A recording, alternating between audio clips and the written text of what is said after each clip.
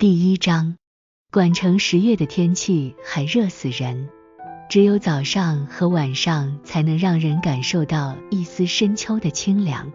海童一早起来给姐姐一家3口做好了早餐后，揣上户口本，悄悄地离开了。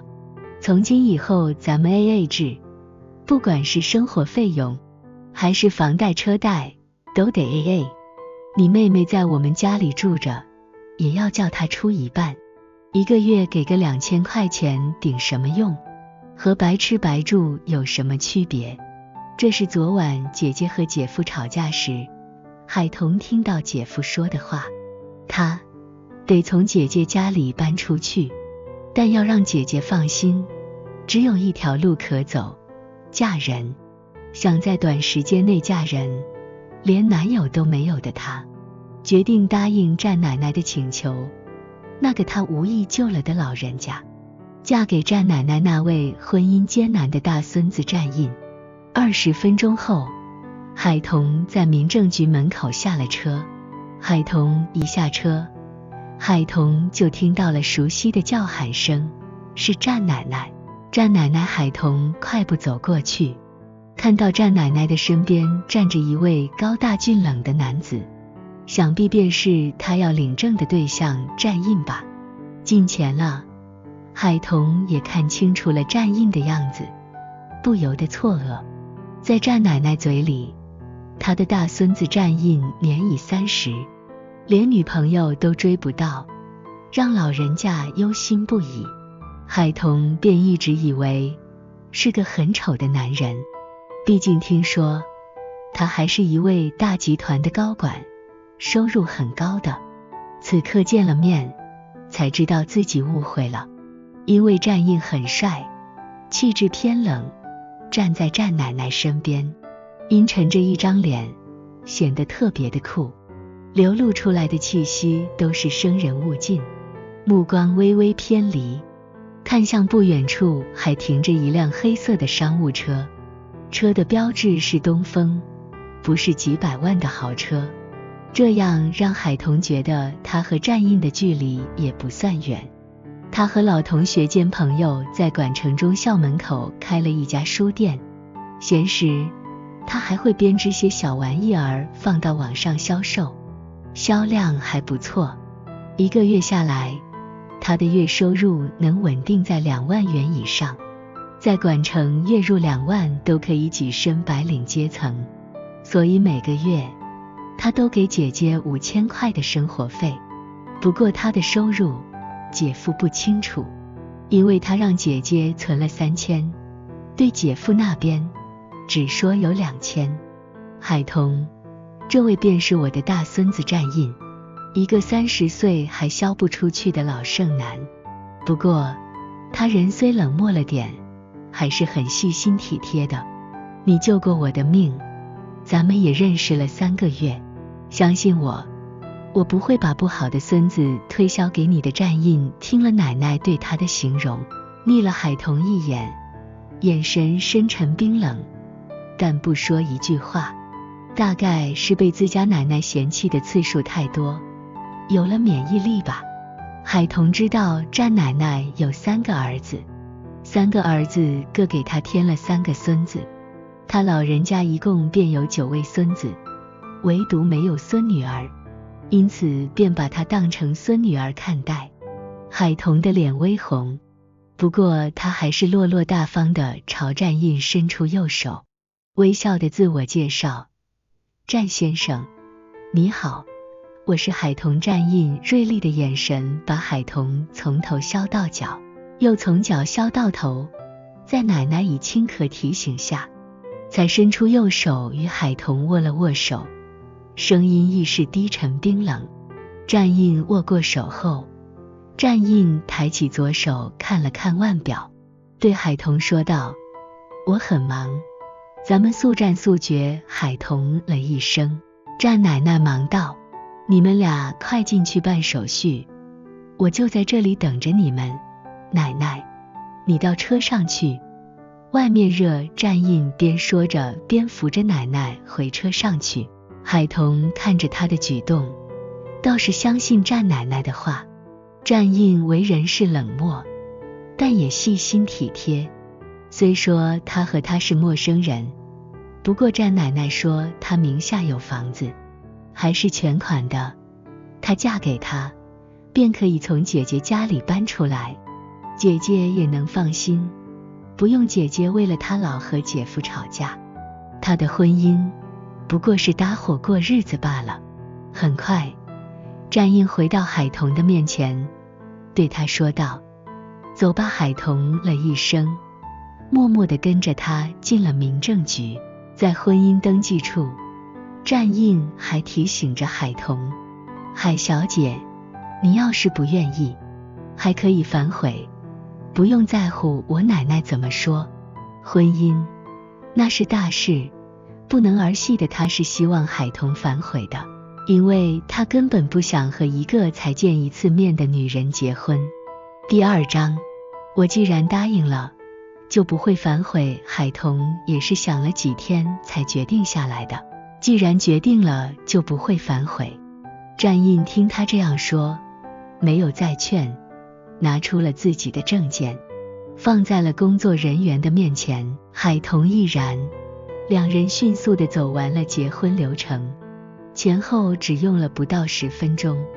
当海童从工作人员的手中接过结婚证之后，战印从裤兜里掏出一串早就准备好的钥匙，递给海童，说道：我买的房子在明苑花园，听奶奶说你在管城中学门口开了一家书店，我的房子离你那里不算远，坐公车的话10几分钟便到。你有驾照吗？有驾照的话，可以供1辆车，我可以帮你出首付，你每个月还车贷。有车，方便你上下班，我工作很忙，早出晚归，有时候也会出差，你照顾好你自己就行，不用管我。家里的开支，我每个月10号发工资后就会转给你。还有，为了不惹麻烦，咱俩暂时隐婚。战印可能在公司里习惯了吩咐人，他都不等海童说话就说了一连串。海童愿意闪婚，是不想再让姐姐为了他和姐夫争吵，他需要结婚从姐姐家里搬出来，这样姐姐才能放心，是搭伙过日子的。战印主动给他房子的钥匙，他便不客气地接过了钥匙。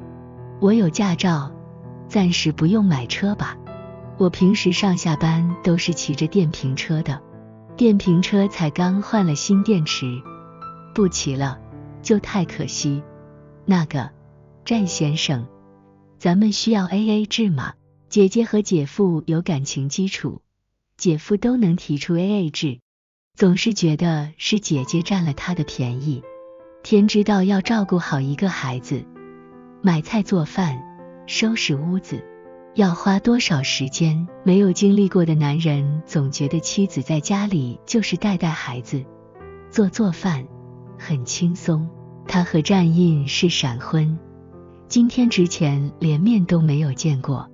AA 制能自在一点，战印想都不想，沉声说道：我既然娶了你，就养得起你，养得起我们这个家，不需要 AA 制。海童笑了笑，那就按你说的，他也不会只占便宜不付出的。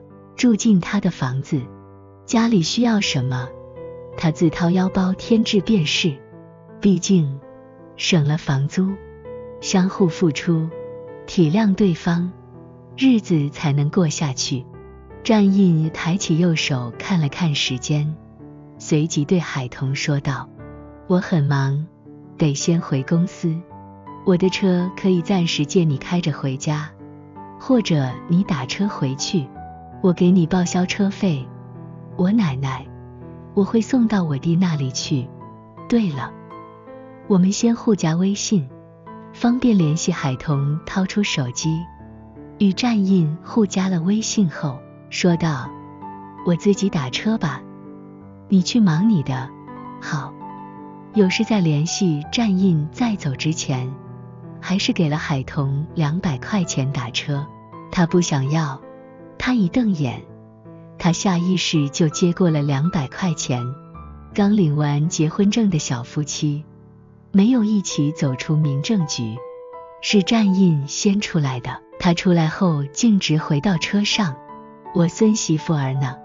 战奶奶见到只有孙子出来，狐疑地问着，你们俩一起进去的，怎么没一起出来？你反悔还是海童反悔？战印系好安全带后，才把自己那本结婚证拿出来，扭头递给奶奶，证领到了，我公司里忙得很，得赶回去开会，给了他200块钱，让他自己打车回去。奶奶，我送你到前方路口，就让保镖送你回家，你再忙也不能撇下海童一个人呀。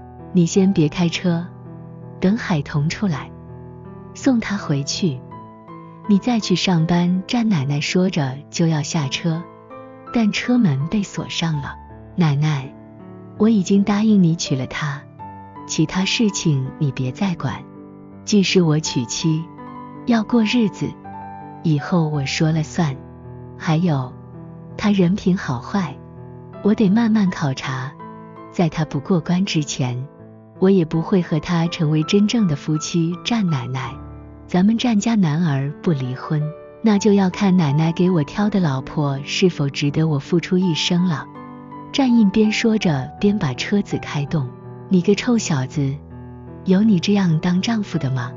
刚领了结婚证就把新婚妻子丢下，自己开车走人的战奶奶知道大孙子让步的极限就是与海童领结婚证，其他的他坚持他的原则，他还真不能拿他怎么样，逼得太甚，这小子让海童守一辈子活寡，他就是害了海童。战印由着他奶奶骂，海童要是真的很好，他会给他幸福，要是骗了奶奶，平时的好都是装出来的，半年后他会与他离婚，反正他不碰他，又隐婚，他离婚后也能嫁个好人家。车行了10分钟左右，便在一个路口停下来，那里停着好几辆豪车，其中一辆还是劳斯莱斯。战印把车停靠在路边，跟着下了车，把车钥匙扔给等着的一名保镖，吩咐送老夫人回去。我不回去，我要跟你住，陪着我孙媳妇儿。战奶奶抗争着，但她的宝贝大孙子已经上了那辆劳斯莱斯，对于他老人家的抗议充耳不闻，他只能眼睁睁地看着大孙子坐着豪车扬长而去。战印其实是管城商界的太子爷，亦是管城首富的当家人，身家千亿，混小子心真狠。战奶奶骂了大孙子一句，恶劣地嘀咕着，最好有一天你爱惨了海童，奶奶坐等你的打脸现场，再生气也无法把大孙子叫回来。战奶奶忙打电话给海童，海童已经坐着计程车在回家的路上。海童呀，阿印他工作实在是太忙，你别和他计较。海童摸了摸被他塞在裤兜里的结婚证，说道，战奶奶，我理解的，我不会介意，你也不用觉得内疚，他是给我了打车的车费的，我现在已经坐着车在回家的路上了，都领了证还叫我战奶奶呀。海童微愣一下，便改了口，叫了一声奶奶。